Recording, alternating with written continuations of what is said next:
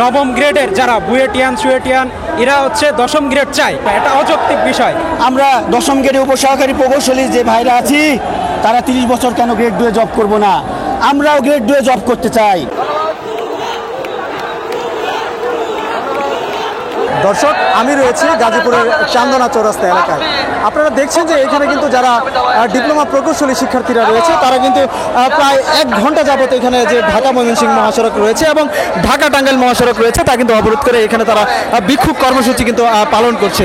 আমি যদি একটু জানিয়ে রাখি যে বিকাল 4টা নাগাদ কিন্তু তারা যে মিস্ট যে এলাকাটি রয়েছে সেখান থেকে পদযাত্রার মাধ্যমে কিন্তু এই যে গাজীপুরের যে চান্দনা চৌরাস্তার যে চৌরাঙ্গি রয়েছে এই নিচে কিন্তু তারা অবস্থান করছে এবং তাদের যে প্রতিবাদ তা কিন্তু তাদের যে মুঠোফোন তার যে লাইট বের করে কিন্তু তারা দেখছেন তাদের প্রতিবাদ জানাচ্ছে।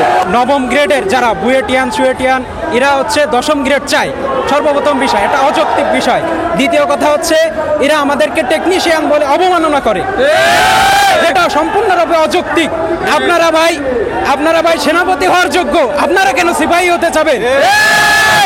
একজন সিপাহী চাইলে সে প্রমোশন পেয়ে হচ্ছে সেনাপতি হতে পারে, কিন্তু আপনারা হচ্ছে সেনাপতি হওয়ার যোগ্যতা রাখেন, আপনারা কেন সিপাহী হইতে চান? আপনাদের নিশ্চয় মানসিকভাবে কোনো সমস্যা। আমরা ডিপ্লোমা প্রকৌশলী যারা আছি তারা যখন দশম গ্রেডে প্রবেশ করি তখন আমার ডিগ্রি ইঞ্জিনিয়ার ভাইরা নবম গ্রেডে প্রবেশ করে। তারা যখন 30 বছর পরে প্রমোশন নিয়ে গ্রেড 1-এ চাকরি করে, আমরা দশম গ্রেডে উপসহকারী প্রকৌশলী যে ভাইরা আছি তারা 30 বছর কেন গ্রেড 2 জব করব না? আমরাও গ্রেড 2 জব করতে চাই।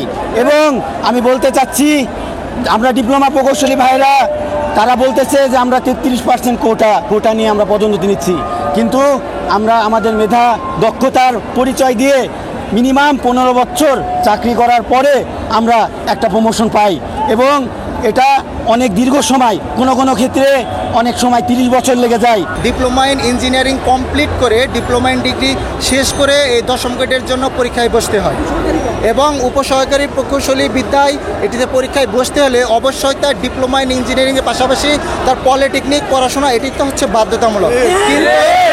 কিন্তু যারা দশম গ্রেডে বসতে চাচ্ছেন তারা কোনো পলিটেকনিক ডিপ্লোমা ইঞ্জিনিয়ারিং স্টুডেন্ট না, তারা বিএসসি ইঞ্জিনিয়ারিং কমপ্লিট করে এখানে আসতে চাইছে। আমি তাদের বিএসসি ইঞ্জিনিয়ারদের বলে দিতে চাই, যারা এভাবে বিএসসি করে ডিপ্লোমা ইন ইঞ্জিনিয়ারিংয়ের দিকে আসতে চাচ্ছেন তাদের বলবো আপনাদের চোখ থাকবে, নজর থাকবে বাংলাদেশকে কিভাবে এগিয়ে নেওয়া যায়, গবেষণা করা যায়, আপনাদের কিভাবে আরও ডেভেলপমেন্ট করা যায়, আপনাদের সেই উন্নত মেধা এবং শক্তি দ্বারা সেদিকে আপনারা নজর রাখবেন। আপনারা কেন নবম গ্রেড বাদ দিয়ে দশম গ্রেডের দিকে আসতে চাচ্ছেন? বিএসসি ইঞ্জিনিয়াররা আমাদের সাথে যে ষড়যন্ত্র করতেছে তা মোটেও কাম্য নয়।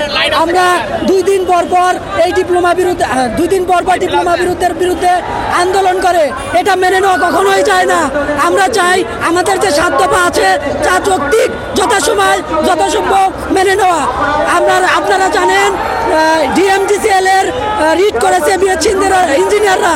আমরা তাদের বিরুদ্ধে কঠোর আন্দোলন করতে চাই। কঠোর আন্দোলন থেকে আন্দোলন হবে।